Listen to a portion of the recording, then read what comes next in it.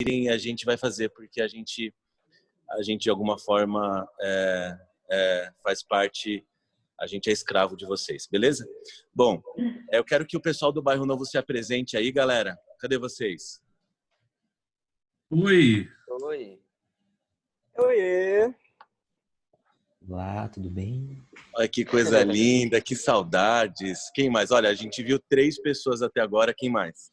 Faltando a Paty, Gustavo. Oi, gente, tudo Matheus bem? Ogalho. Legal, legal. Muito bom ter vocês aqui. A gente vai, como é que vai funcionar o nosso esquema? A gente vai deixar com vocês agora, não sei como vocês pensaram, e aí vocês vão tocar 2 músicas, né? E aí a gente está gravando, depois se vocês quiserem a gente manda para vocês, e depois a gente vai discutir a lição, mas todo mundo junto, beleza? E aí com a galera do Bairro Novo. É cantado e também a gente quer opiniões acerca do que a gente estudou sobre o texto bíblico. Agora a gente precisa escolher quem vai começar cantando. Quem vai? É você ou o Gabriel? Bora tirar 2 ou 1, 2 ou 1. Pode ser você, começa você depois. Ah, tá bem, então. Primeiramente, é uma grande honra a gente poder estar aqui, né? A gente ama demais essa classe. A última vez eu não pude estar com o pessoal da banda. E agora eu vou começar tocando, olha só que loucura, né? Em homenagem ao clima frio, o nome dessa música é Frio. E ela fala um pouco sobre talvez os tempos que a gente pode estar vivendo. Só um segundo. Hoje tá friozinho mesmo.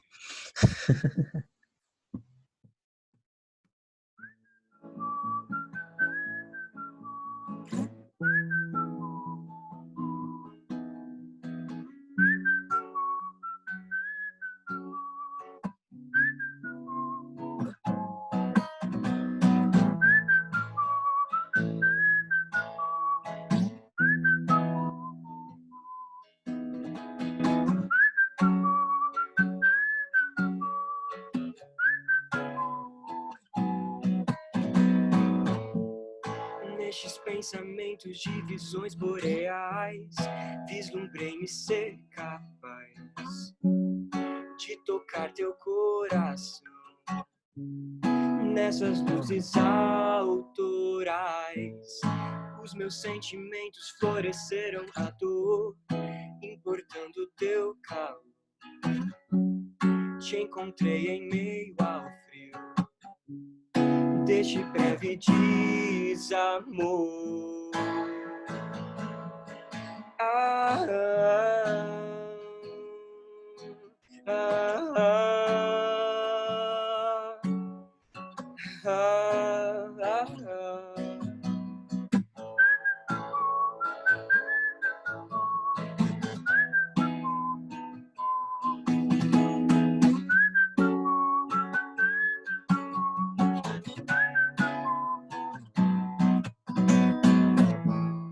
Contemplei delírio de mansão sideral, dispensando o informal do que és merecedor.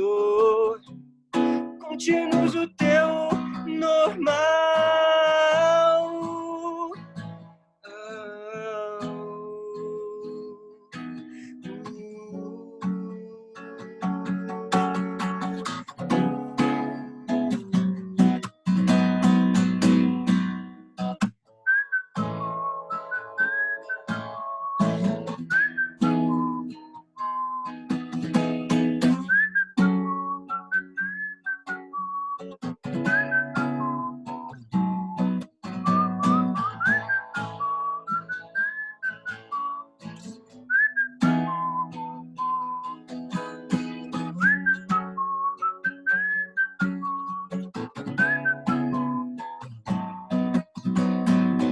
Tornar-me-ei mais eficaz ao ser febril.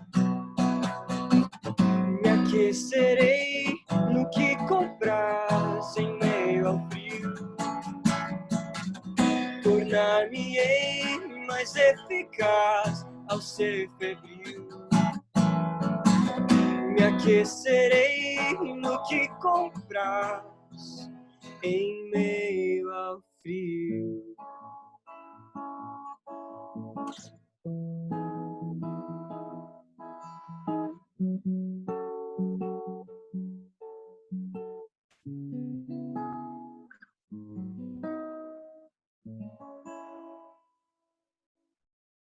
É isso. Sensacional. Cara, a gente não vai bater palma porque não pode bater palma na igreja. Eu tô aqui na igreja, mas mano, na boa, joga sua boina pra gente. A galera tá pedindo aqui, ó, pra você jogar. Ó os comentários. Você toca muito, é um privilégio fazer parte desse momento. Gente da Bahia, gente do Brasil todo. E foi muito legal. Obrigado, Gabs. Muito bom te ver, viu, mano? Cara, saudade pra caramba de ti, pastor. Saudade pra caramba de ti. Eu espero de verdade que você comente também na hora da lição e cante na hora da lição. Você pode comentar cantando. Eu acho que junta o melhor de dois mundos, entendeu? Começar a treinar um repente. Começar a treinar um repente aqui. É da hora. O repente da palavra, o repente da palavra. Bom, galera, eu quero ressaltar aqui, sublinhar um texto que a Mai escreveu. Siga o nosso Instagram, @consuladoiasp, e o dos nossos convidados também, @o Bairro Novo. Beleza? A gente espera vocês lá para acompanhar os dois movimentos também. Legal. E aí, gente, qual que é o próximo? A gente está ansioso pela próxima. Agora sou eu. A música que a gente vai tocar, ela se chama Indigentes. Não vai ser azul dessa vez, o Juliano falou, ele me perdoe. Mas a gente faz uma próxima live e aí a gente toca uma que o povo pedir, assim, né? Enfim, Indigentes vai ser essa próxima música. E, na verdade, essa música, ela fala sobre o relacionamento do ser humano com o divino. Só que eu quero ressaltar um outro aspecto. Outro aspecto. Eu estava até conversando com os meninos lá na sala da reunião, e que essa semana um aluno meu faleceu. E eu quero trazer esse aspecto com o relacionamento com as pessoas que a gente acaba perdendo, né? Que às vezes a gente não entende muito bem o porquê, e a solidão vem, bate a porta e tudo mais. Então eu dedico essa música ao Wilson. Ele era o Wilson.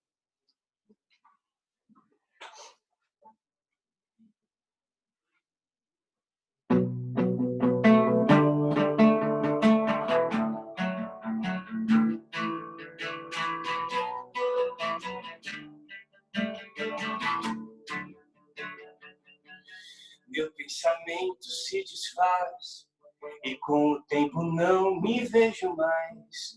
Pergunto a ti sobre esta minha paz. Por onde vai? Aonde vai o amor no mundo vil? A minha alma ferve em meio ao frio, querendo relatar o que sentiu, mas se excluiu. Este meu eu, que aos poucos se perdeu, se expõe ao som da tua voz. Deixe-me ir, não pretendo estar aqui, vivendo a sós. Quem somos nós?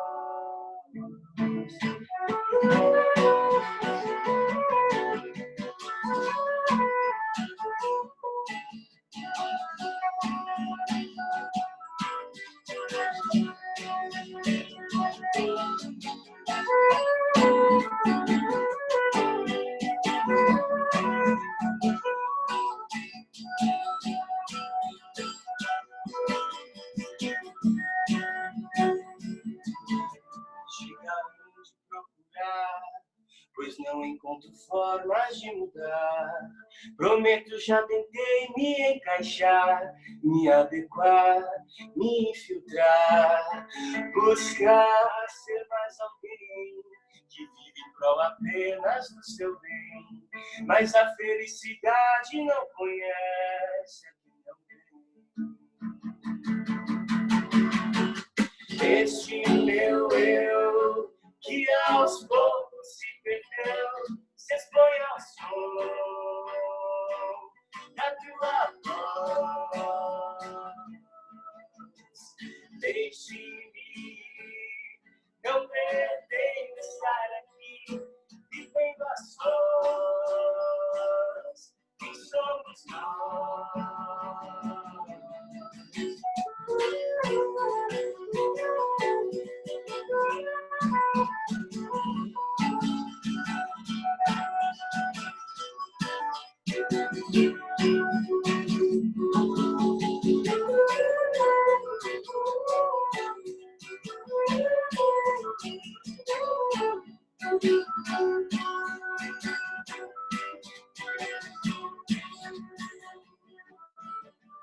Sou apenas expressões, permita-me mostrar a ti.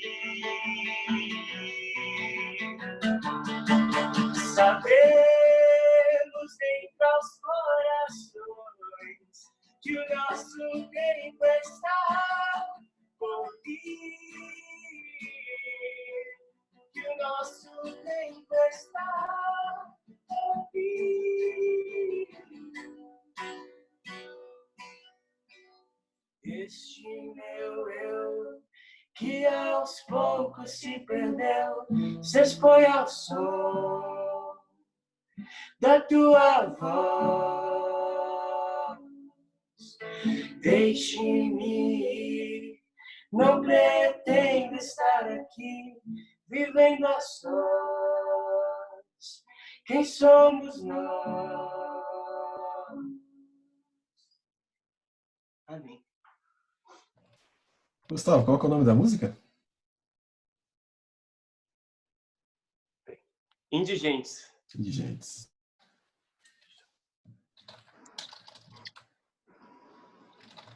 Olha, gente, eu gostei de verdade. Eu nunca tinha ouvido.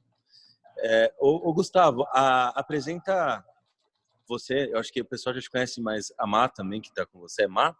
Eles escreveram Gustavo e Má juntos. Quem são vocês?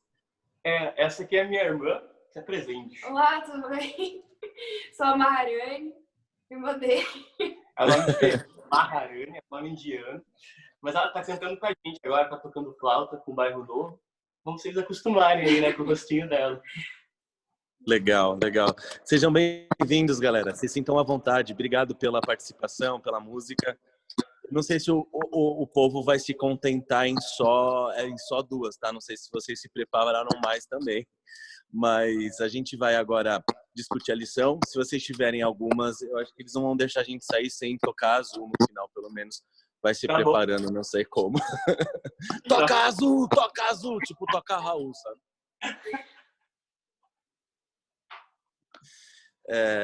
E aí, galera, como é que vocês estão? Galera do Bairro Novo, tudo certo?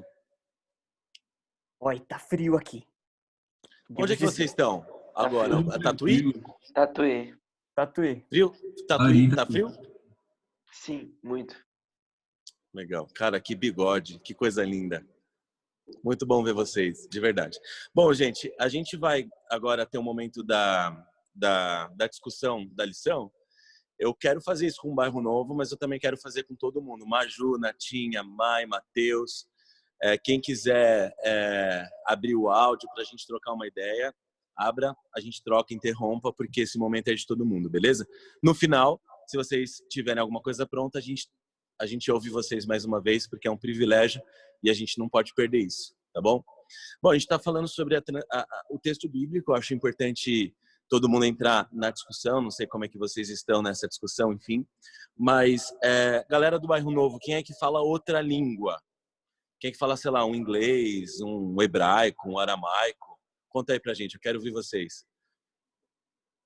Cadê os teologando? Cadê os Gabriel? teólogos? A gente trouxe uma equipe pastoral hoje. Cadê o Matheus Prado? Opa, tá aqui. Aê! Ah, Esse é o responsável pelas artes da banda, sabe, os desenhos e tal. O que último da desenho hora. Aí, Didio, é hora de investir, hein? Já conhece? Tá, peraí que eu vou pegar minha carteira aqui pra Já tentar pega o subornar contato esse... aí, cara. Já vai assim, rápido. Meu, esse carinha ali, ó, é a cabeça dos nossos artistas aí. Ele que tá comandando toda a loucura visual que a gente faz. E também é teologando, que estuda comigo. A gente estuda junto teologia já faz 4 anos juntos. Agora ele tá parecendo um pouco bem mais judeu do que normalmente ele parecia antes. Esse é o processo do teologando, sabe? Você entra ali, brasileiro, você sai de lá quase judeu. Olha só a barba dele. Menos eu, que sou árabe. Menos você que é árabe. Mas cadê ele? A gente não tá conseguindo ver só a foto. Aqui, agora eu tô aqui. Olha, Oi. cara, é verdade. Shabbat Shalom aí. Shabbat Shalom, legal. Mano, seja bem-vindo também, seu nome é, deixa eu ver aqui. Matheus também. Legal. Então a gente vai entrar nessa roda de conversa, então eu vou fazer algumas perguntas, a gente tem algumas enquetes que o Matheus vai trazer depois pra gente. São 3 enquetes, são 3 perguntas bem simples, assim, pra gente entender qual é o pensamento da galera. Você também pode escrever, você pode comentar. A gente quer saber a opinião do grupo sobre essas discussões, mas e aí? Em relação a outra língua, vocês têm acesso a outra língua? Vocês falam outra língua? Como é que é? Eu tenho dificuldade com outras línguas, cara. Já fiz aula de inglês, mas é difícil para mim. É muito difícil para mim. No momento, eu estou estudando letras em inglês, para ser professor de inglês. Então, eu falo fluente inglês e pretendo ainda estudar espanhol no futuro. Eu sei pouco de espanhol, falo quase nada, mas eu sei ler.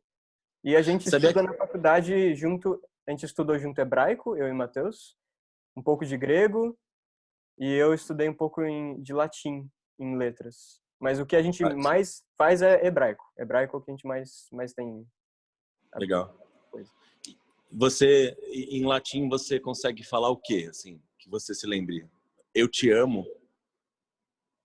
Vixe, velho. O latim, a gente não aprendeu a falar nada. A gente pegava eles mandavam umas historinhas e a gente ia traduzindo. Uma historinha sem sentido nenhum. Eu lembro que a última história que a gente traduziu na prova era da Pequena Raposa. Eu lembro que a raposa era Vulpécula. Vulpécula? Vulpécula. Legal. Bom, se você precisar nas suas entrevistas de emprego, você sabe falar raposa em latim, é Vulpécula. É importante, né? Prova que você sabe falar latim. Você chega assim, Vulpécula. E você, Matheus? Cara, inglês é aquela coisa, dá para sobreviver se jogar em outro país e é igual, o hebraico e grego é instrumental, né? É o suficiente para a gente conseguir traduzir, mas não significa que a gente sai falando e lendo tudo automático, é mais para questão de tradução mesmo do texto bíblico. A gente vai conversar sobre essa importância, mas, cara... Fala. O Aurimar ali também, o Aurimar fala diversas línguas ali, eu vejo no Instagram do cara, o cara tá estudando o árabe, nossa, diversas, mano. Aurimar? Eu. Deixa eu ver, cadê você? Eu. É verdade? Conta aí um pouco, Aurimar. Cara, eu tenho um prazer por estudar línguas. Começou primeiro com Libras, né, no IASP. Aí meio que foi start, eu já tinha o inglês e aí numa parte do intercâmbio que eu ia conseguir pela faculdade, o duplo diploma, eu comecei a estudar o francês, cheguei até uma parte da fluência e aí francês. E aí esse ano eu falei, preciso aprender uma língua nova. E eu não sabia se ia pro mandarim, se ia pro japonês mesmo ou pro árabe. E aí fiquei uma semana estudando cabulosamente as 3 e a que eu vi mais sentido foi o árabe. Aí tô já uns 6 meses estudando o árabe. É sério, cara? Esse é seu hobby? Esse é meu hobby. Eu fico madrugada só estudando. Segue ele no Insta, mano. Você vai ver, o cara é um mito. Mano, compartilha o seu Insta aqui pra gente, por favor. Que eu tô me sentindo muito mal. Eu não consigo nem o português direito, tá ligado? Aí, eu acho muito charmoso, eu acho muito charmoso o francês. Eu queria um dia ter um jantar com a Camila só falando francês, mas eu não consigo passar do inicial. Legal, cara, deixa eu ver aqui. Almir Dias, legal, vamos compartilhar também. Aurimar Dias. Aurimar Dias. Ô, gente, eu tava vendo aqui no chat, cara, tem uns negócios loucos. É bem engraçado, vocês são engraçados. Olha só, Gabs. Gabs e Matheus, né? Olha só. Veja, o Gui Garcia escreveu assim, ó. Veja como é o latim do pessoal de teologia. Vulpéculas 3, versículo 4. Aí a galera riu. Aí agora, olha o comentário da Juliana em cima desse comentário do Gui. Meu nível de espanhol tá igual ao nível de latim do pessoal de teologia. Realmente, né? Isso não é um motivo de orgulho pra gente, viu, pessoal? A gente pode esconder, inclusive, que a gente estudou latim em algum momento da nossa vida. Não precisa falar. Mas cara, eu acho que assim, para vocês que estudam línguas, tanto em letras como hobby, tem coisas que é difícil traduzir no nosso tempo, né? A gente vive no mesmo tempo, no mesmo espaço, né? Enfim, e a gente tem dificuldade de traduzir alguma coisa. Eu queria que vocês falassem, na experiência de vocês, uma palavra que é difícil de ser traduzida, por exemplo, para o inglês, que a gente fala com facilidade, a gente entende, essa palavra é carregada de emoção, de história, de memória, mas quando a gente vai traduzir para uma pessoa, a gente não consegue traduzir de maneira simples. Meu, eu sei, ó. Saudade é o exemplo mais básico que a gente usa bastante, né? O sentimento de saudade é cafuné. Cafuné é uma outra palavra que só tem no Brasil, não tem tradução. Na verdade, quando você tenta explicar o que é um cafuné para um americano, ele vai te achar louco. Quando você fala, passar a mão delicadamente em cima da cabeça de alguém, a pessoa fica... Outra palavra, ó. Eu faço uma aula chamada comunicação intercultural, que a gente conversa sobre a cultura americana e a cultura brasileira com a Universidade do Texas, né? E a gente falava muito sobre a ideia do jeitinho brasileiro. Agora, como você traduz jeitinho? Mano, toda vez que a gente ia falar com o pessoal, the Brazilian way, tipo, o jeito brasileiro, o caminho brasileiro, daí a gente sempre fala, we call it jeitinho, a gente chama isso de jeitinho, não tem o que fazer. The Brazilians way of life. Basicamente é. Sei lá. Gá, a gente estava falando esses dias de uma coisa, né, que era difícil de traduzir. O que era mesmo? Que eu estava conversando com uma amiga minha do Peru. Lembra que tinha uma expressão? Ixi, eu lembro que tu falou uma expressão em espanhol, tô tentando lembrar. Procure nas conversas do WhatsApp. Tá. Eu tenho um exemplo do hebraico aqui, depois se vocês lembrarem eu posso comentar também. Vai falando agora enquanto o Guilherme procura lá. Tem o Resed do hebraico, né? Tá. Não, do meu TCC. Eu tive que traduzir Ezequiel capítulo 1, que eu estou estudando sobre, que é a visão que Ezequiel tem de Deus e tal, com os 4 animais e etc. E aparece 3 vezes uma palavra que só vai aparecer no livro de Ezequiel, em nenhum outro lugar da Bíblia. E a gente não sabe como traduzir essa palavra. Todas as traduções que aparecem no português são interpretações, que é a palavra Hashmal. Então, quando vai descrever Deus, lá em cima do trono, fala que ele tinha a aparência de Hashmal. E isso é bonito, porque como traduzir isso? A gente não sabe. É uma palavra, tipo, divina, transcende a nossa realidade. Então, eu acho isso muito legal. Que no português aparece como bronze polido, mas é muito mais legal imaginar que ele tinha uma textura que a gente não consegue descrever. Eu lembrei aqui o que era. Era a diferença, no espanhol, no caso, né, entre tudo e todo, né, que a gente usa aqui no português. E era muito difícil para ela entender qual que era a diferença entre tudo e todo. E aí, tipo, na hora de explicar, cara, tipo, é muito complicado. Muito complicado. Porque... qual que é a diferença, entendeu? Exatamente, cara. Tem coisas que a gente não consegue fazer direito. Eu lembro que vocês devem conhecer o Dema, o albanês. Ele estudou comigo, ele foi meu padrinho de casamento. E, cara, o Dema é um desses caras, tipo, que gosta de estudar línguas por hobby e também por necessidade, porque ele teve que morar em alguns lugares, né? E ele falava assim, Didio. Ele tinha dificuldade com masculino e feminino, né? O meu guarda-roupa, por exemplo. Ele falava, a minha guarda-roupa, né? Tipo assim, a gente fala a minha passagem, né? Mas na cabeça dele, ele falava assim, passagem é masculino. Então ele falava o meu passagem, né? E faz sentido para quem está aprendendo. O meu passagem, a minha guarda-roupa. Ele falava assim, Uma vez ele chegou na sala, Didia, o meu passagem está comprada. Achava engraçado esse jeito dele. E ele também falava, uma das coisas mais da horas, assim, ele falava assim, Didio, qual que é o seu sabor musical? A gente não usa sabor musical, né? Tipo, sabor musical é uma coisa muito específica. Mas quando a gente vai ver o gosto musical, para ele é a mesma coisa que sabor. Então ele falava o sabor musical, então faz sentido pensar na forma como ele estava pensando.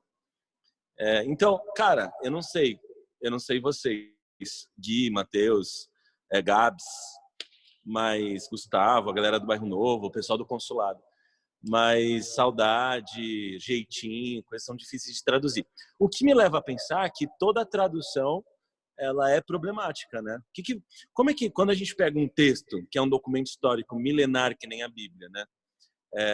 Não é só a diferença de línguas que separam a gente. Você tem um espaço de tempo, você tem a transmissão do texto bíblico, né? De um tempo para o outro. Você tem a própria tradução, as versões. O que vocês acham? Que a tradução ela facilita ou em alguns momentos ela pode ser uma barreira para a compreensão do texto? Olha, existe um ditado que a gente ouve bastante na faculdade de tradução, que é o tradutor é um traidor. E a gente fala bastante isso na ideia do que nenhuma tradução é isenta da sua lente, da sua cosmovisão que você está enxergando o mundo. Não tem isentão. Não existe neutralidade. A gente viu isso eu acho que 2 lições anteriores, né? Não existe neutralidade absoluta. Quando você se volta para o texto, você sempre vai aplicar aquilo que você conhece. O meu TCC, ele foi voltado em cima desse problema que é chamado relatividade linguística. É a pesquisa que eu desenvolvi há alguns anos, que parte da ideia do que a linguagem, ela não tem somente a função de comunicação. Mas a linguagem, ela surge para ser o nosso caminho de encostar na realidade. É por meio da linguagem que a realidade se torna real pra gente, que a gente consegue participar, experienciar e entender a realidade. E quando a gente para pensar que existem línguas diferentes, a gente está tentando também entender que existem realidades diferentes. Cada linguagem carrega uma realidade inteira diferente. Por isso que dá problema da tradução. E toda vez que a gente tenta simplesmente traduzir as palavras somente, dá um grande problema. Tem aquele poeta que eu gosto muito, que é o Pablo Neruda. Ele falou uma vez que ele sentia que toda vez que tentavam traduzir a poesia dele para o inglês, a poesia dele morria. Ele fala, toda tradução da minha poesia para o inglês é uma morte dela. Mas enquanto traduzem ela para o italiano, é uma nova vida. Ele fala, quando traduzem para o italiano, é como se fosse uma coisa que é nova. Não é exatamente a poesia dele, mas chega perto. Daí, quando a gente fala sobre tradução do texto bíblico, a importância de a gente entender isso, é a importância tanto do tradutor quanto do leitor ter a noção de que quando você se volta para o texto, não é a mesma realidade linguística, a mesma realidade de falar que a gente tem. E tanto as palavras dele geram outras ideias. Por exemplo, olha a ideia que o Matheus falou dessa palavra. Olha a beleza que isso tem. Uma palavra que a gente não tem noção como traduzir exatamente. Não tem uma aproximação. Ou mesmo uma palavra bastante conhecida, yadá, conhecer, no hebraico. O nosso conhecer deriva daqui da cabeça. O yadá deles, yadá quer dizer conhecer. Yad quer dizer mão. O conhecer deles deriva da ideia de mexer, tocar, experienciar, conviver. Isso me faz refletir se conhecer realmente é uma tradução boa para yadá. Porque que é muito amplo. Daí quando você pega, por exemplo, Oséias 6:6. Conheçam e persigam em conhecer a Deus. Porque tão certo quanto a chuva vem, ele virá. Quanto a manhã nasce, ele virá. Ou Jeremias 22, né? Quando tá ali o rei falando, Deus falando para o rei. Você acha que você ter muito cedro te torna um rei? Você acha que você ter muito dinheiro te torna um rei?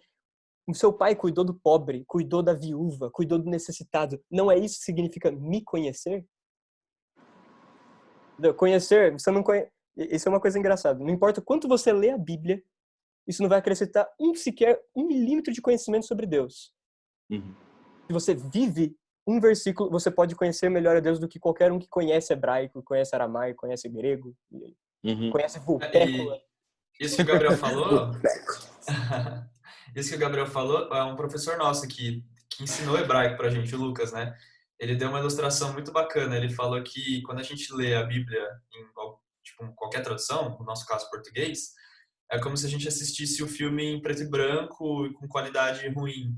Agora, quando eu observo ele no texto original, é como se eu visse ele colorido, 4K, em 3D, tipo, amplia muito mais a experiência com o texto, porque você está em contato com a língua original, isso é muito legal. Mas, em contraponto também, se não fossem os tradutores, imagina a quantidade de pessoas que não teriam acesso, né? Porque é uma dificuldade você aprender uma nova língua. Então, a gente também tem que ver o lado positivo da tradução, que é tornar o texto acessível. Legal. Legal, gente. Cara, eu acho que a gente está indo bem. Se alguém quiser algum comentário, se algum comentário estiver escrevendo, escreva, porque daqui a pouco o Matheus vai entrar com a enquete e aí ele vai ler algum comentário, alguma pergunta, enfim, alguma coisa que possa acrescentar. Vocês tocaram num ponto muito bacana, que eu acho que é a coisa dos muitos sentidos que uma mesma palavra pode ter no hebraico. Por exemplo, a polissemia, né? Eles têm um vocabulário mais reduzido, então as mesmas palavras que o Gabs falou de conhecer, ela pode significar outras coisas, que pra gente é conhecer. A nossa visão ocidental e extremamente grega, né, ela dá uma ideia de conhecer como uma coisa intelectual. Você conhece absorvendo conhecimento, lendo, ouvindo, enfim. Mas essa ideia hebraica de conhecer pode ser completamente diferente da ideia que a gente tem de conhecer. Mas então, quais são alguns exemplos que vocês lembram de polissemia assim, importantes no Pentateuco, na Bíblia hebraica, ou até no grego, no Novo Testamento, que façam algum tipo de sentido para a gente, para o século XXI, para a nossa geração? Eu acho bonito a palavra chamar, o verbo Eu ia chamar. falar essa. Muito bom, muito bom. Vai lá. Porque ela é mais traduzida comumente como ouvir, né? Mas dentro da ideia do pensamento hebraico, tipo, eu só ouvir está relacionado com obedecer. Então, quando Moisés fala, ouve Israel, e ele continua o seu discurso, essa ideia de ouvir está totalmente relacionada com obedecer. Se as pessoas, depois de terem ouvido todo o discurso de Moisés, no dia seguinte elas não vivessem de acordo com o que ele falou, é como se elas não tivessem ouvido, é como se elas fossem surdas. Então está totalmente relacionado o ouvir e o obedecer. Muito bom. Gabs, tem alguma? Olha, tem aquela que a lição mesmo fala, que para mim eu acho que é uma das mais bonitas, a Hesed. Hesed é uma palavra que você vai ver sendo traduzida de tantas formas diferentes. Misericórdia, amor, compaixão, graça. É tipo uma característica que representa tudo aquilo que Deus é. Quando o autor tenta colocar que Deus é tanto misericordioso, bondoso, justo, tudo isso em um grande pacote só, que a gente traduz por várias palavras, no hebraico tem uma. O hebraico ele tem esse poder de uma síntese muito grande numa palavra. Uhum. Eu acho que outra palavra que eu acho interessante é Keden. Keden tem a noção tanto de para trás quanto futuro. Para eles, a Ren na frente é passado. Então, o passado fica na sua frente, o futuro fica atrás. Pra gente é exatamente o oposto, né? O nosso futuro sempre está na nossa frente e o passado sempre está na nossa trás. E agora perceba a diferença que isso causa no modo de vivência de um ocidental e tipo de um oriental, que isso também acontecia em outras línguas antigas. O japonês antigo tinha assim, chinês antigo, o aramaico. A gente tem uma autonomia de achar que o ato de chegar no futuro depende da gente, porque a gente está caminhando no futuro. A gente sempre está deixando um passado para chegar no futuro. Enquanto isso, eles sabem que o passar do tempo não depende deles. Por causa que eles são arrastados para o futuro, está atrás deles. Você sempre está diante do seu passado, você sempre está vendo aquilo que você acabou de fazer. E o futuro é um mistério. Você não sabe o que está acontecendo no seu futuro. Você confia que o seu futuro é bom, por causa que você está vendo que no seu passado Deus está cuidando. A tradição é mais importante, as coisas que Deus já fez por você são mais importantes, está tudo ali na sua frente. Daí quando Davi ele escreve, né, meu pecado está sempre diante de mim, é a mesma coisa, meu passado sempre está no meu passado. Dá para traduzir assim também. Um ocidental vai ler isso e achar, então Deus perdoou. Não, ele está falando, está sempre na minha frente. Mas do mesmo jeito que eu vi que meu pecado está na minha frente, também vi a bondade de Deus estar na minha frente, está no meu passado. E por Legal, isso ele cara. fala que no futuro é bom. Eu achei isso extremamente lindo, o passado diante de nós, e que me fez lembrar a importância para Israel que o ouvir e o lembrar tem para a própria existência. Quando em Deuteronômio, quando eles estão no Jordão, eles estão no limite de Canaã, eles param, eles ouvem. Eles ouvem porque a Torá é dada para eles. E a Torá faz sentido em Canaã para que eles se lembrem de quem eles são, que eles não são os conquistadores da terra. Eles receberam como uma doação, como uma herança aquela terra foi dada, não foi conquistada. Então, o relacionamento do povo com a terra deveria ser um relacionamento diferente dos outros povos com a terra. É como se a terra tivesse as suas próprias necessidades, as suas próprias vontades. E como é que eles saberiam disso? Pela palavra, porque eles estão se lembrando, isso está diante deles, porque eles foram libertos, porque eles foram criados, porque eles foram sustentados, porque, enfim, porque eles têm uma noção de que eles foram criados num ambiente de impossibilidade e eles foram sustentados nesse ambiente.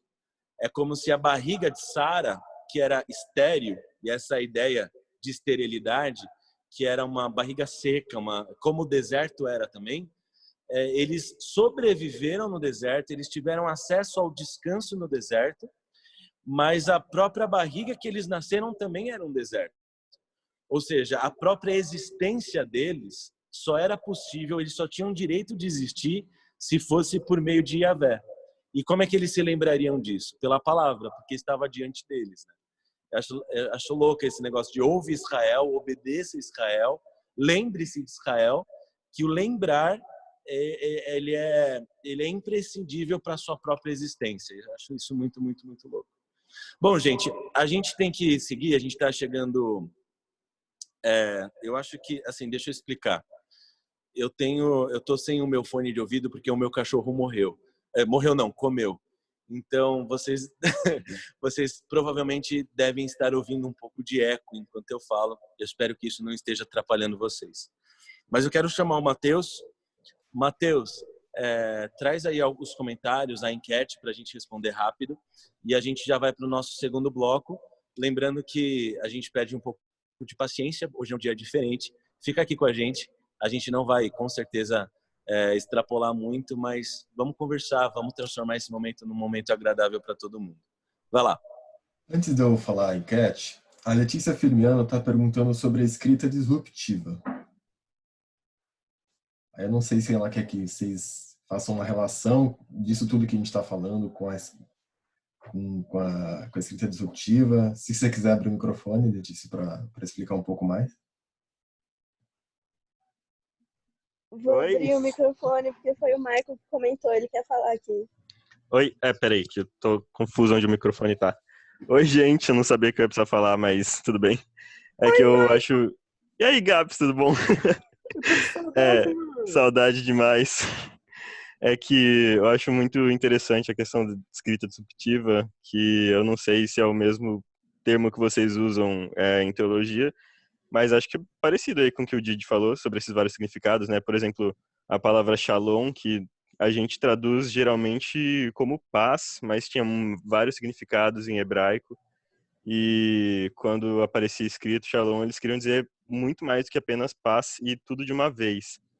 E é uma figura de linguagem muito importante no hebraico que é simplesmente impossível de traduzir para qualquer outra língua, em qualquer outra época, inclusive.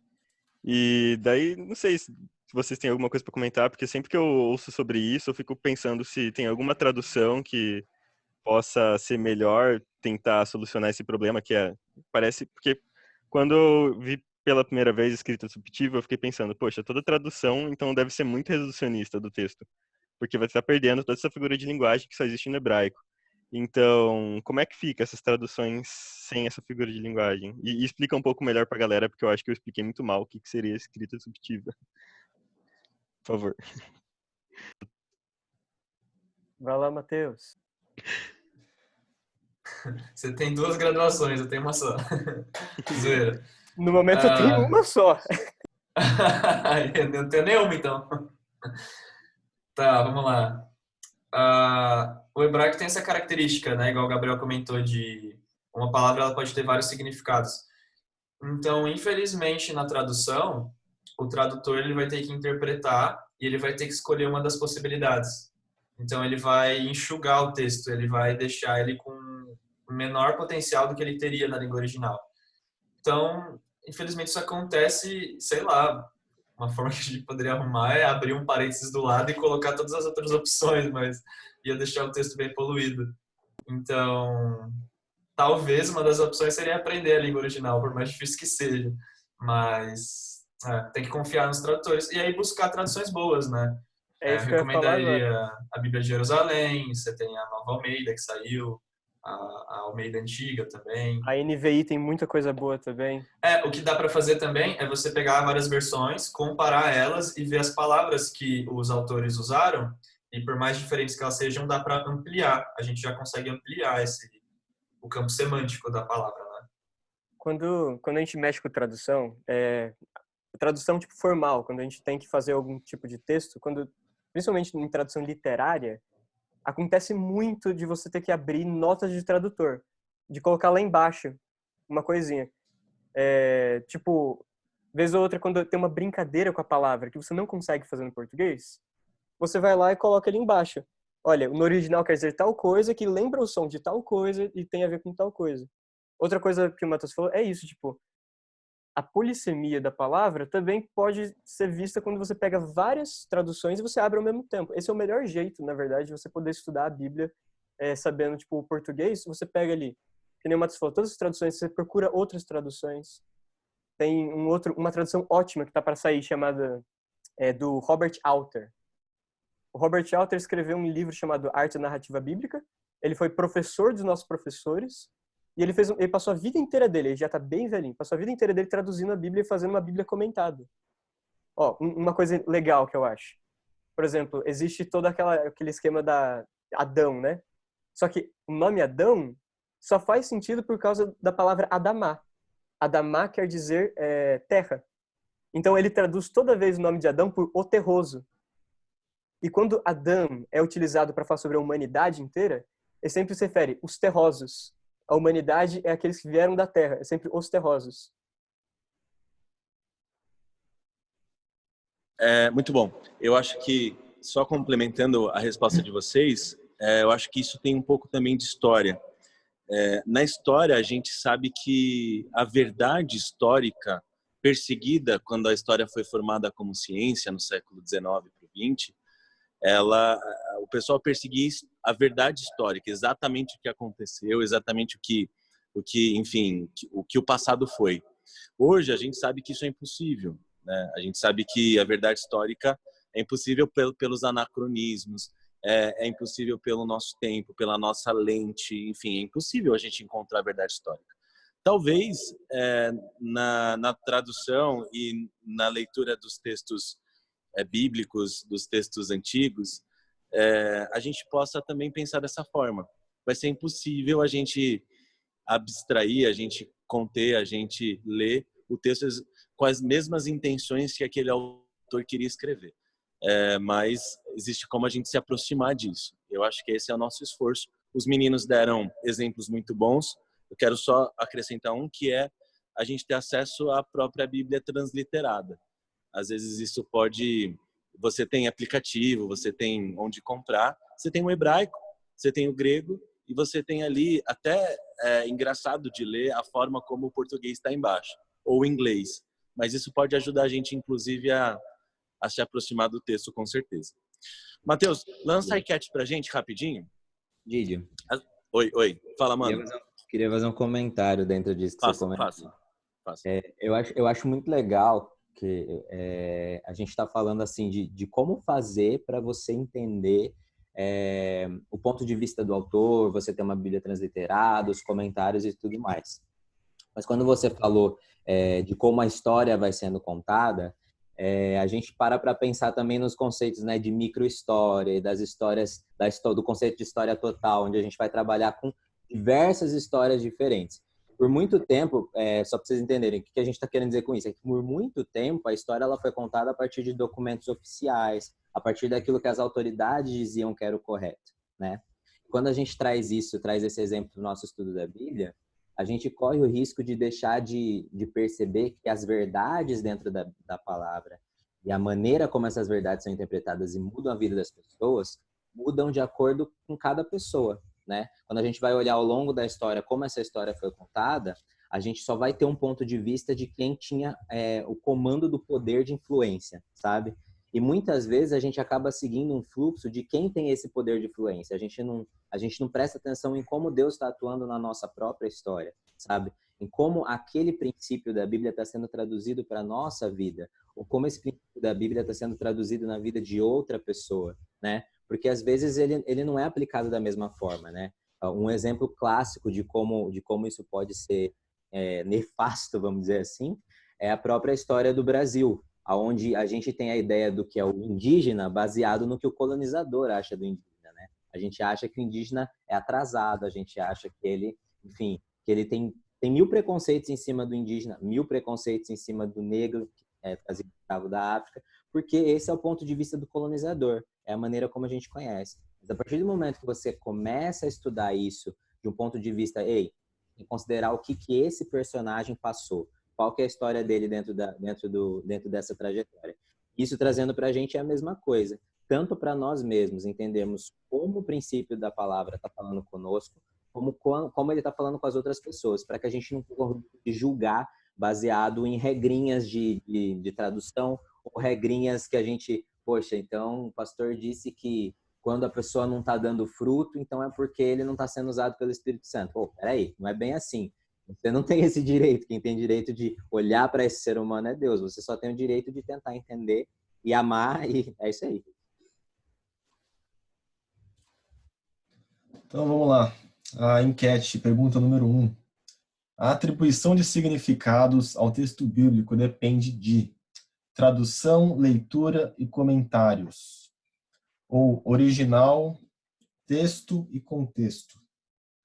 Espírito de profecia e versão, ou depende de quem lê? Tem resposta certa? Não tem, Didio? Como é que é? Eu acho que eu coloquei a possibilidade de você responder 2 vezes, ou 2 respostas. Talvez você tenha dificuldade de se limitar a uma só, a 2. Eu acho que você tem um espectro de respostas certas em 2, pelo menos. Mas uma está mais certa. Agora, se pudesse ser só uma, vai naquela que você acha que é melhor e a gente vai discutir daqui a pouco.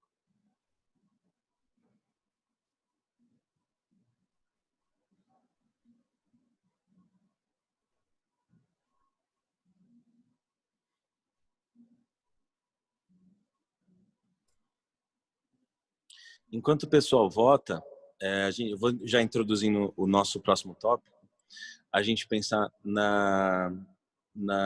assim, beleza, a maioria das pessoas não vão ter condições ou interesse ou qualquer outro tipo de coisa de entrar no original e ver o que está lá, ou pelo menos se aproximar dele.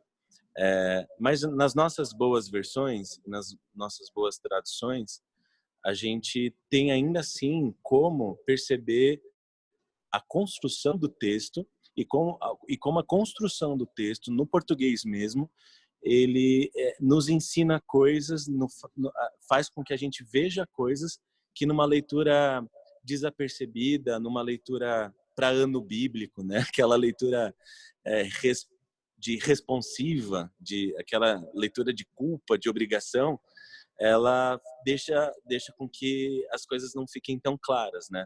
E eu queria que depois vocês dessem exemplos dessas construções de repetição, de espelhamento, de quiasmas, assim como pela construção do texto o autor nos embeleza, nos traz a sua arte, nos traz coisas que a gente não consegue perceber só na tradução.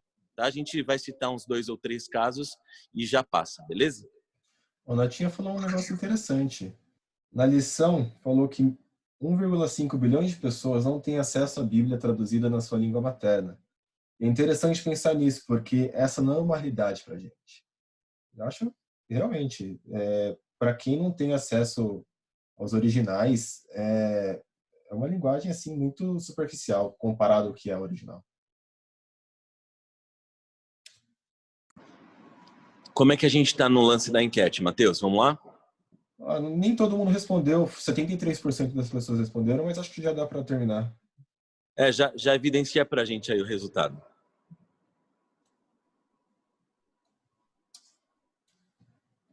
O mais votado foi que o significado do texto depende do original, do texto e do contexto. Eu acrescentaria a tradução, né? Porque a tradução sempre atribui um significado, a leitura também, os comentários não. Mas pensando no nosso novo tópico, galera, o que vocês acham pelo português mesmo, pela forma como ele é escrito? A gente consegue perceber novas informações, a gente consegue ampliar os nossos horizontes. Talvez o filme que a gente esteja assistindo chiado, em preto e branco, comece a ficar com cores, né? O que vocês acham? Eu acho que a gente... Fala, Guilherme! Eu acho que a gente precisa sempre lembrar que a Bíblia ela é literatura, né? Então, ela não deixa de ser arte. E toda vez que você faz arte, você abre espaço para a interpretação do leitor, né? Então, você abre espaço para que aquilo crie novos significados a partir de quem tá lendo, a partir de quem está vendo a obra, enfim.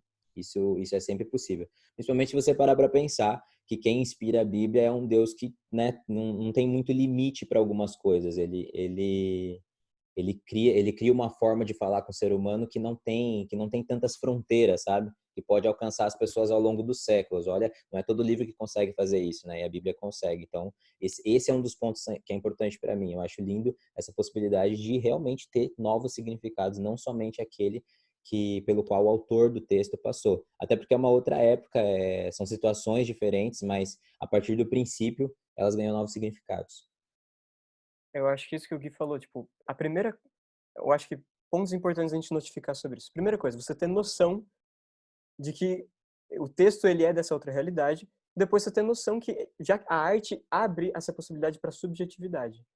Entendeu? E também para a simplicidade que o negócio dá, essa forma eterna que o texto também faz. Se você para pensar, a arte é uma das poucas coisas que tem o poder de tornar uma coisa clássica e durar ao longo dos séculos. E a Bíblia, ela começa com um poema e termina com um poema.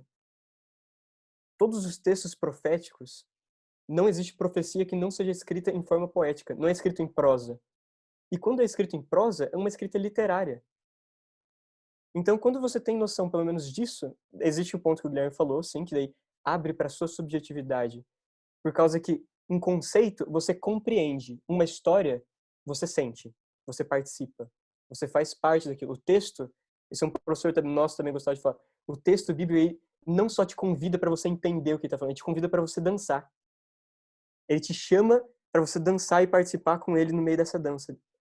Para você literalmente experienciar o que está acontecendo. Agora, tipo, elementos importantes para você, tipo, tá com essa noção. Quando a gente fala que o texto é poesia, a gente pensa no quê? Na poesia que a gente tem de Drummond, de Fernando Pessoa. E por isso, quando a gente vai ler uns salmos, a gente não acha tão bonito quanto, sei lá, ler Drummond. Tudo bem. Mas é por causa que a gente talvez não está entendendo o mecanismo que isso funciona. Por exemplo, Matheus, eu vou falar sobre o mecanismo de Gênesis 1, você fala sobre algum quiasmo. Pensa em um quiasmo, tá? Ok. Gênesis 1, ele funciona por meio de um poema que tem um refrão, tem um coro que vai acontecendo o tempo todo aqui. E viu Deus que era bom. E tirando várias outras conexões vai fazendo, entendeu? Por exemplo, fala que a terra era sem forma e vazia, daí a gente vai vendo que a terra vai ganhando forma e depois vai sendo preenchida. O primeiro, segundo, terceiro dia é completado literalmente no quarto, quinto e sexto. E daí, tipo, sempre tem essa repetição que vai fazendo, e viu Deus que era bom, e viu Deus que era bom, e tal coisa e tal. E daí, no final, existe uma quebra da repetição para apontar o sábado. E falar que o sábado é o grande ponto mais importante de todo o poema. Então, quando você vê a repetição, você entende que está chamando atenção para aquilo. Quando você vê uma repetição com uma quebra no texto bíblico, você entende que a quebra é o ponto principal que está tentando ser chamado a atenção. Fala de um quiasmo, depois eu falo de um late word. Antes do Matheus, só deixa eu complementar a questão da criação que eu curto muito, que é aquela questão que é uma música também.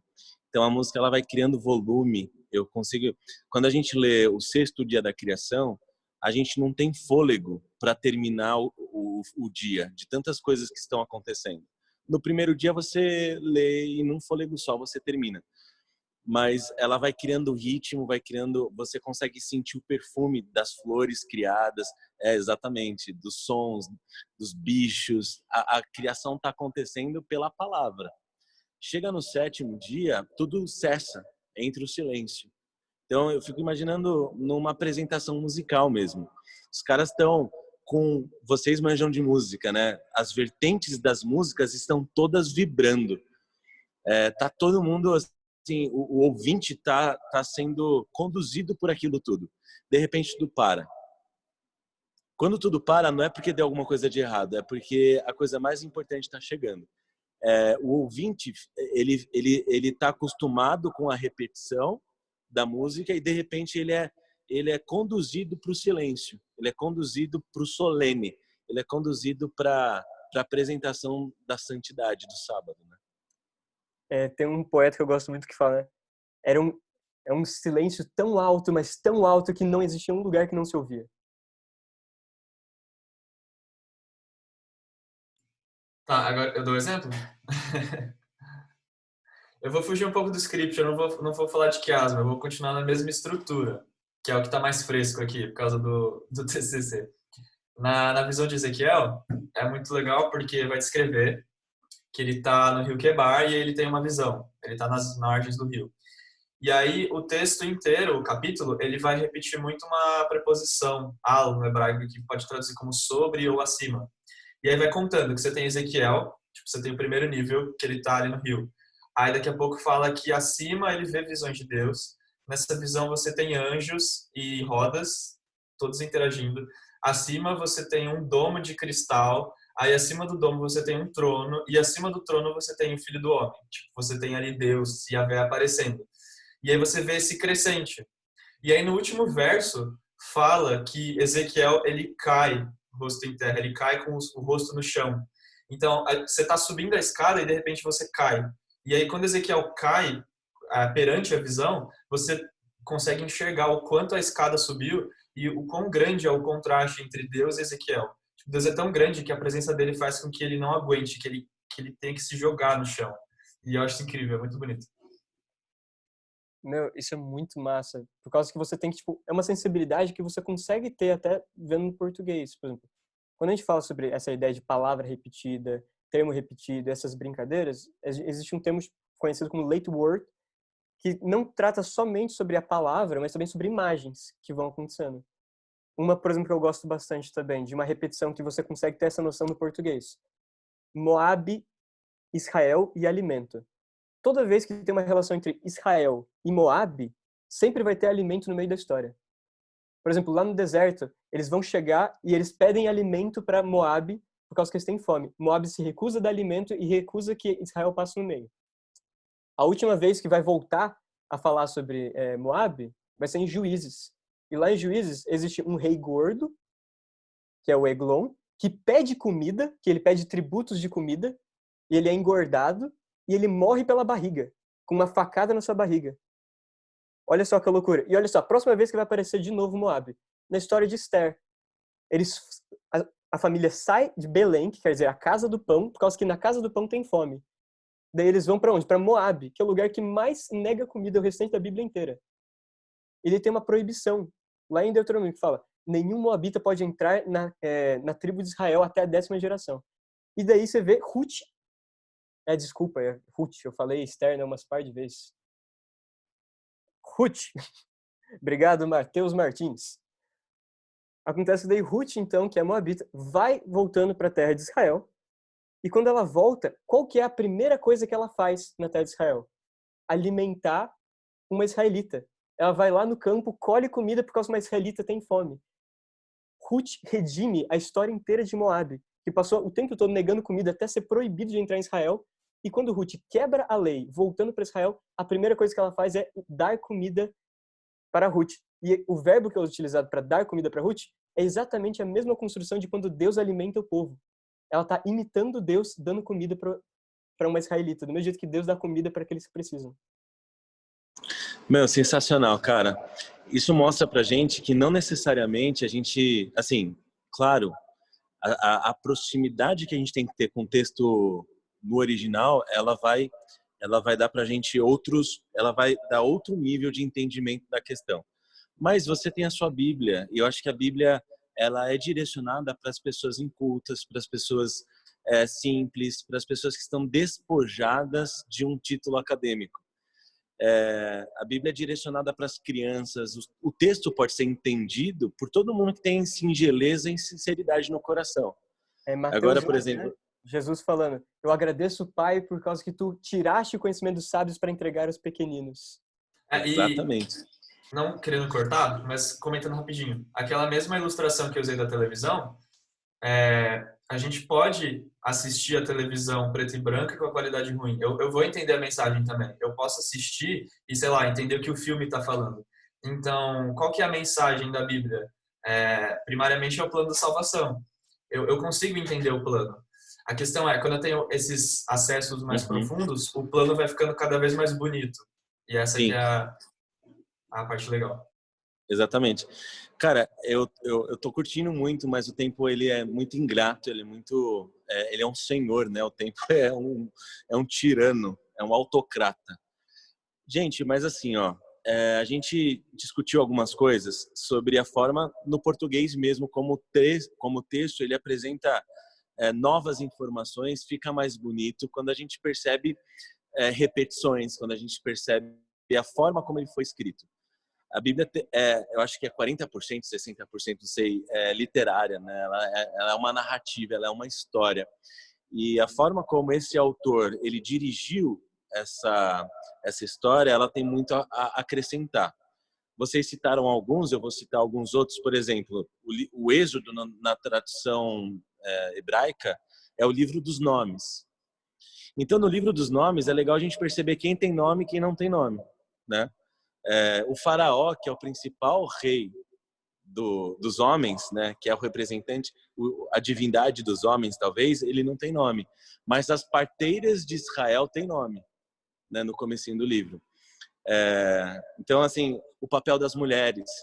O rei fala assim, olha, vamos tomar uma atitude sábia contra esse povo. Ele está sendo irônico. Por quê? Porque todas as atitudes contra o povo não são sábias. Né? Ele persegue os homens, ele quer matar os meninos, mas quem está sendo realmente abençoado são as mulheres. Ele persegue o povo, mas ele financia, sem perceber, o próprio libertador do povo, pela casa das suas filhas. Então, o papel da mulher no começo do Êxodo é fantástico, como o texto mostra isso. E a gente percebe como, pelas repetições das palavras, fazendo os paralelos, mostrando como, de uma maneira não perceptiva numa primeira leitura, num primeiro olhar, a gente tem essas ligações. As repetições trazem para a gente paralelos. Olha o livro de Jonas, né? Os paralelos de Jonas. Você tem o chefe do navio, que está em paralelo com o rei de Nínive. Os dois são pagãos, mas assim como o mar, assim como a tempestade, assim como a baleia, todos são tementes a Deus. Mas o próprio Jonas, que se diz temente a Deus, não obedece. É fantástico assim, a forma como isso é construída, e a gente acaba entendendo novas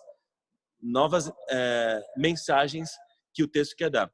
Qual que é a conclusão que a gente chega? Que o texto tem ele é um organismo vivo. Ele tem um propósito específico para aquilo que ele quer passar para a gente. E às vezes a gente, pela nossa tradição, pelas nossas informações, acabam tornando isso um pouco míope, né? O que vocês têm para me dizer sobre isso? E, gente, já vai costurando ali as considerações finais para a gente ir se aproximando da última apresentação de vocês musical. Eu acho que uma coisa importante de se entender nisso é que o texto, ele clama por sensibilidade do seu leitor. E, ao mesmo tempo, ele é o próprio clamor da sensibilidade. Tipo, ele clama para você ter sensibilidade e ele gera essa sensibilidade ao mesmo tempo. Eu acho que esse é um grande papel que o texto faz com a gente. Eu não digo só sensibilidade literária. Isso sim, o texto pede por isso. Que nem eu falei, é aquele chamado de uma dança. Ele te chama para você dançar com ele, para você participar, para você se envolver. Um poema não faz sentido se você só lê ele com uma máquina. Um poema só faz sentido quando você lê ele com o seu coração entregue ao poema. E do mesmo jeito a Bíblia, ela não vai fazer sentido se você lê ela como um manual. Como se ela tem as soluções do que você deve não fazer, como uma lista de regras ou uma coisa. Mas quando você lê ela como literalmente essa carta de amor de Deus, como uma história que tem ação, tem mistério, tem beleza, tem tristeza, tem tudo isso acontecendo ao mesmo tempo. A Bíblia ela faz um convite para todos vocês, para mim, para todo mundo, que é: tenham essa sensibilidade. E ao mesmo tempo ela vai lá e entrega a sensibilidade na mão de todo mundo. Ela é o clamor e a resposta. Eu acho isso muito bonito. Tem um exemplo também, a gente teve no primeiro ano uma semana de teológica aqui com um cara chamado Robert Alter, doutor, né? E aí ele falou assim... Lawrence Turner. Perdão, cortei, troquei. E aí ele deu um exemplo, né? Se a Bíblia ela fosse escrita como se fosse uma teologia sistemática, se perguntasse assim, me explica como funciona a salvação. Aí se explicaria assim, né? Aquela forma toda acadêmica, se escrever, existe a justificação, a santificação, e aí tem toda aquela explicação complexa e tal. Mas ele vira e fala, sabe como Jesus ele explicou a salvação? Ele contou uma história, a história do filho pródigo. Então, é através de uma história, de uma parábola, que ele vai ensinar algo que tem um espectro muito mais complexo e que atinge a nossa vida. Ele explica através da beleza, ele explica através da arte. Ele não faz de uma maneira simples, ele complementa o texto com beleza. E eu acho isso incrível. Gente, eu escrevi duas coisas aí no nosso chat. Muito bom, Matheus e Gabs. Duas coisas. Um foi um comentário que me enviaram no particular, dizendo assim: Didi, eu gostei muito da lição de hoje. Deixa eu ver como é que escreveram aqui. É que ficou meio junto, foi mal. Agora ficou junto de novo. Matheus e Gabriel acrescentaram muito, legal. Então, cara, vocês de verdade somaram, nos alimentaram. Eu espero que a galera tenha entendido que a Bíblia ela se reinventa e a gente tem uma oportunidade aqui de se aproximar daquilo que ela está mostrando para a gente. A gente citou algumas histórias, eles citaram algumas histórias, algumas formas de construção.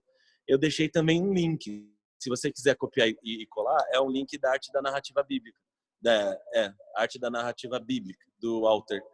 É um bom... Cara, não é difícil de ler, é gostoso de ler. Talvez não é tão caro. Talvez você possa adquirir e se interessar por esse tema, sabe? Talvez você possa se iniciar. Tem o Guia Literário da Bíblia, que é organizado pelo Alter também. Tem os textos do pastor Edson, do pastor Lucas. Tem o texto do Matheus, os textos do Gabriel. Mas a gente pode se acostumar com essa produção. Eu acho que vai fazer bem para todo mundo. Muito obrigado, Matheus. Muito obrigado, Gui. Muito obrigado, Gabs. Muito obrigado, Bairro Novo. Vocês querem falar as últimas frases, considerações? Como é que vocês estão? Guilherme, fala um pouquinho de flechas para você. Didio, vou te colocar na parede aqui com o tempo. Aí você diz para mim se rola, tá? Vou fazer uma música aqui agora que a gente separou, mas como o pessoal pediu azul, se der para fazer mais uma no final, aí o Jonatas termina tocando e quem quiser vai almoçar, quem quiser escuta. O que você acha? Vocês soltam a música enquanto vocês estão comendo, não é legal? O pessoal paga por isso, na verdade. É verdade, cara. Inclusive, eu acho que a nossa condição aqui, a gente podia ficar conectado a tarde toda, comendo, tirando a sonequinha da tarde, né? No JA. Eu amo vocês. A gente também te ama, Didi. Bom, então vou comentar essa música que eu vou tocar agora. Essa música é uma música que a gente não gravou, né? Ela chama Flechas. Ainda. O Gabriel tem esperança que a gente vai gravar todas as músicas que o Gustavo compõe, mas, enfim, são muitas. Então essa música ela fala sobre as flechas que a gente lança, né? Tem aquele provérbio que fala que tem coisas que a gente não consegue fazer voltar atrás, né? Que é uma árvore cortada, uma palavra dita, uma flecha lançada. Então essa música ela faz a gente pensar sobre isso. E pensando nesse contexto que a gente está conversando hoje, quando a gente fala de Bíblia, a gente tem que ter muita responsabilidade sobre o que a gente está falando, de não tentar trazer para aquilo que é conveniente para a gente, mas aquilo que o texto tem a dizer e principalmente aquilo que o Espírito Santo tem a dizer pra gente naquele momento, né? Vamos lá, flechas. Tá todo mundo me ouvindo?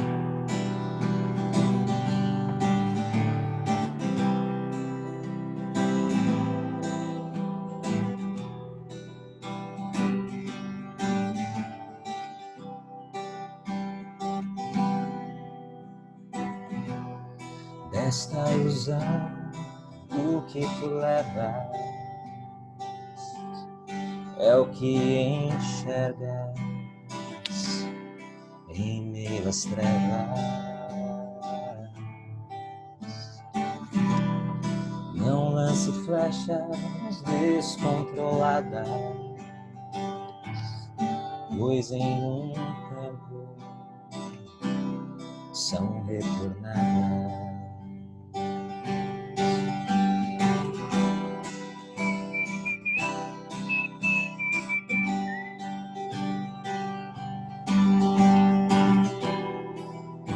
Mais faz, mais se escuta. Quanto mais segue, mais forte a luta. A maioria pensa que é certa, só porque gritas não se decreta.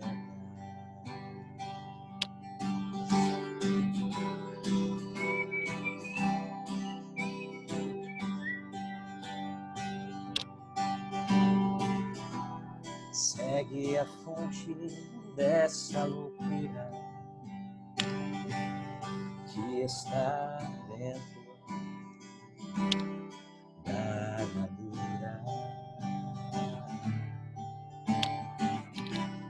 Eis a resposta que então procura contra a sinal está a cura.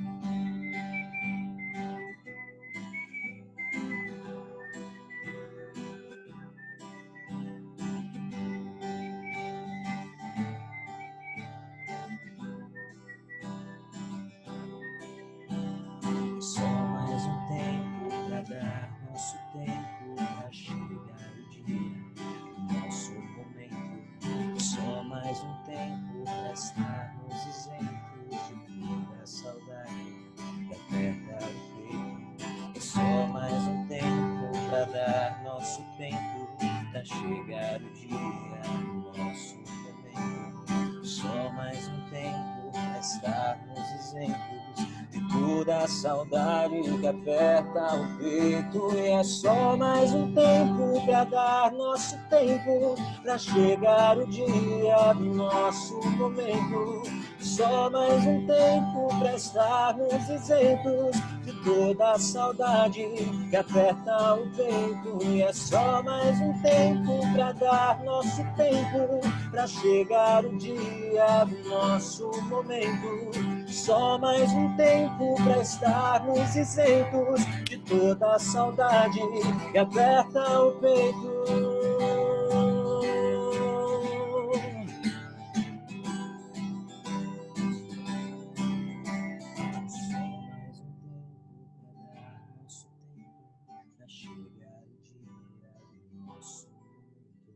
Só mais um tempo pra estarmos isentos de toda a saudade que aperta o peito.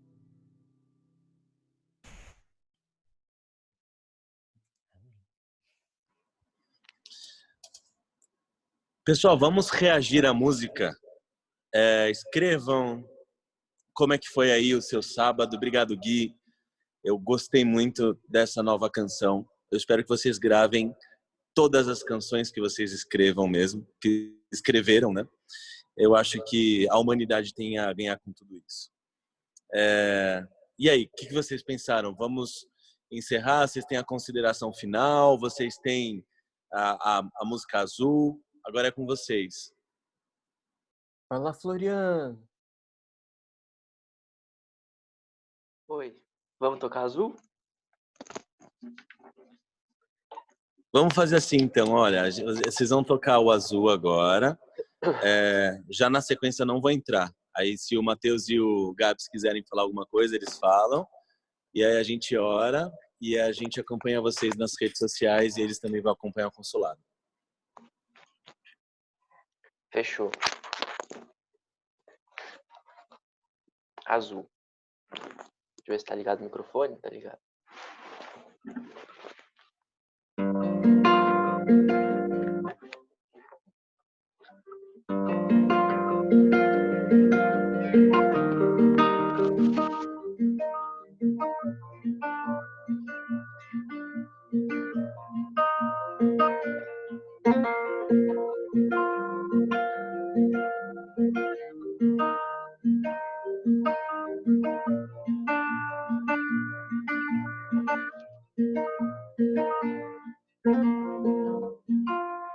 Tenho visto coisas sobrenaturais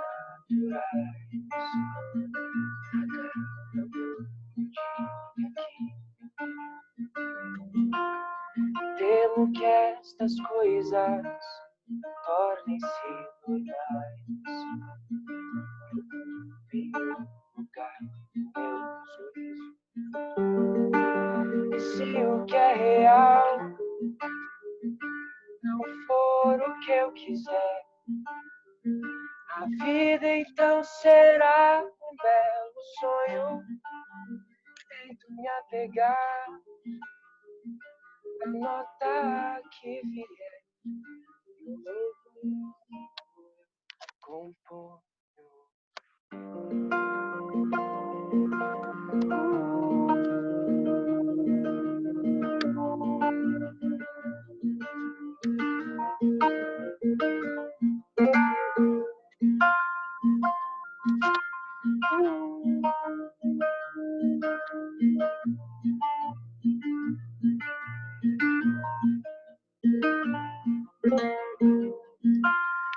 Sei aonde falho e tento reprimir as minhas dores que flutuam no peito. E assim eu vou seguindo com medo de cair, pois estou longe de ser perfeito. Clamo para o céu pedindo redenção nas lutas que perdi, seguindo o tempo. Nobre coração que não tem solução, meu conforto vem ao vento.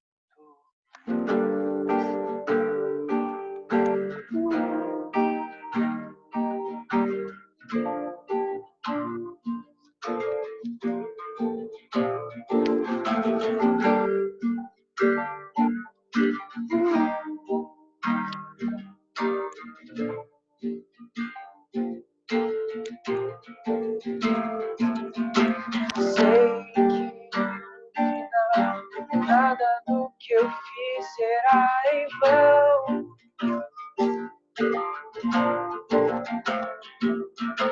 Sei que no final valerá a pena.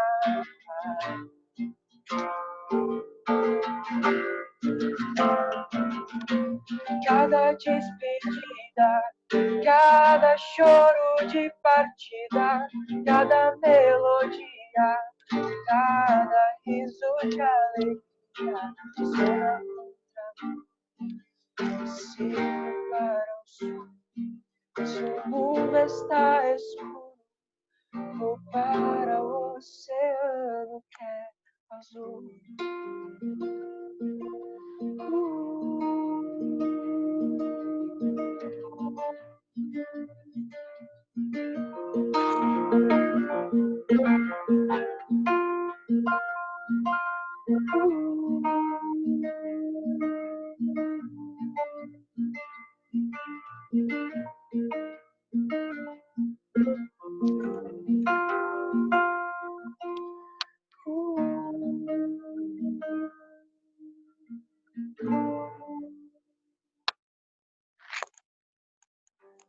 Então é isso. É isso aí. Coisa mais linda da vida. Eu acho que essa música é a música favorita de muita gente, viu, cara? Sim. Não colocando um grau assim de diferença de músicas, mas essa o pessoal pede muito, né? É muito boa mesmo, cara. Fazendo uma relação entre essa música azul e o final aí da lição, só pra gente fazer o fechamento certinho e a gente orar. Essa música azul, ela, no primeiro verso, ela olha para o mundo e fala: se o mundo é assim, eu sinto medo do que eu posso virar. E no segundo verso, a pessoa olha para si mesma e fala: eu não sou muito diferente disso. Primeiro verso, ela tá ali olhando e falando, tipo, se o mundo realmente assim, eu sinto medo de ele me deixar insensível à dor dos outros. Olha o que tem acontecido cada dia nessa pandemia. Quando as pessoas pararam de virar pessoas, viraram números pra gente, que aparecem todo dia. Sei lá, 700 pessoas morrendo, 800 pessoas morrendo. E depois, quando a gente olha pra dentro de nós, a gente vê que talvez a gente não seja tão diferente de querer quantificar pessoas, quantificar coisas, quantificar relações. A palavra e todo o poder que ela possui, tanto como literatura, quanto poema, quanto arte, quanto narrativa, quanto uma carta, quanto tudo isso, ela tem um poder grandioso do que? De sensibilizar o nosso coração em um mundo tão insensível que a gente vive. Onde existem governantes de vários lugares tão insensíveis à dor do outro. Enquanto um fala, e daí? A palavra responde a pergunta, sou eu o guardador do meu irmão? Falam, sim, você é. A palavra não só clama para você entender uma repetição de palavra, uma repetição de uma imagem, ela clama para você conseguir replicar o coração desse Deus que vai ser visto do início ao final dessa história. Um coração de um Deus que se volta para o pequenino, que se volta para a pessoa que mais precisa, se volta para o necessitado de qualquer coisa. O nosso único jeito de entender essa Bíblia, mais do que qualquer ferramenta, é despertando nosso coração para a sensibilidade dela. Despertando nosso coração para a sensibilidade de olhar para o outro e ver ao mesmo tempo a mesma terra que nos compõe e o sopro de Deus que representa a imagem dele. A pessoa que você mais ama, a pessoa que você mais odeia, todas elas. Que essa palavra continue sempre sensibilizando o meu e o seu coração. Hoje, sempre.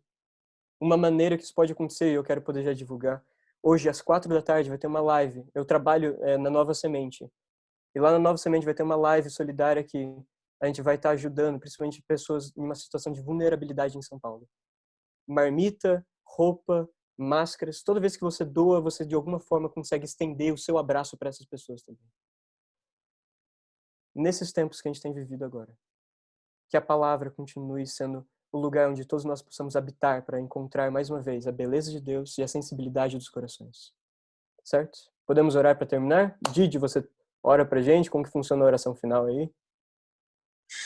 Cara, a oração é em hebraico. Tô zoando. Mas eu quero dizer que, cara, foi muito legal o teu final. Eu acho que essas palavras podem encontrar um lugar muito especial no nosso coração. Justamente, eu não quero acrescentar absolutamente nada ao que você disse e ao que vocês disseram ao longo da lição. Eu acho que isso está na medida ideal quando a gente transforma as estatísticas em rosto e quando os rostos têm nome. Que a gente continue sensíveis para, ou pelo menos que a gente se torne sensível para tudo isso. Então, assim, eu vou convidar vocês para orarem. Não sei, pode ser o Mateus. Na sequência da oração, pessoal, o Natinha e a Maju vão despedir a gente, tá bom? Eles são os diretores aqui da classe. Eles vão despedir a gente, convidando a gente para o próximo. E é isso. Muito obrigado. Meu coração tá com vocês. Onde vocês estiverem, a gente vai estar junto. Eu que oro? Ore. Exato. Tá bom. Em hebraico, Avinu Melqueno, tu sabe. Claro, com certeza. Exatamente. Tipo o playback aqui. Oremos. Querido Deus, querido Pai, obrigado, Senhor, por esse sábado. Obrigado pelo estudo da lição. E muito obrigado porque o Senhor escolheu se revelar através de palavras.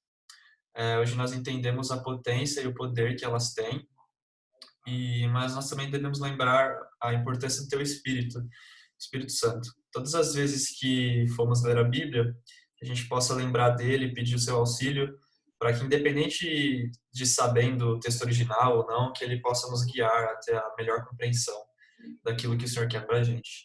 Esteja conosco nesse restante de sábado, é o que te pedimos e agradecemos. Em nome de Jesus. Amém. Amém. Amém. Obrigada, gente. Foi muito legal hoje. Nossa contribuição do Bairro Novo, de passando a lição, foi tudo muito bom. Eu acho que trouxe um pouquinho mais de Deus para a nossa vida. E eu queria convidar vocês para o sábado que vem, no mesmo horário, 11 horas. A gente vai ter a professora Ana Kelly aqui, não sei quem que conhece, mas ela é muito legal. Nossa, fala muito bem. E olha, eu estou vendo algumas reações já. E eu espero que vocês estejam aqui com a gente. Vai ser também muito legal uma conversa. E é isso. O Instagram lá do Consulado, o Consulado IASP, sigam a página. Lá a gente coloca as informações de como que vai ser, quem que vai ser o convidado, o link para a sala que sempre fica na bio. A gente também tem um grupo no WhatsApp que é para colocar informações, então se vocês quiserem participar, pode estar entrando em contato com a gente. E acho que é isso. Todos são muito bem-vindos e até sábado que vem. Obrigado, viu, Bairro Novo? Que Deus possa continuar abençoando esse ministério de vocês aí. A gente vê a grande importância,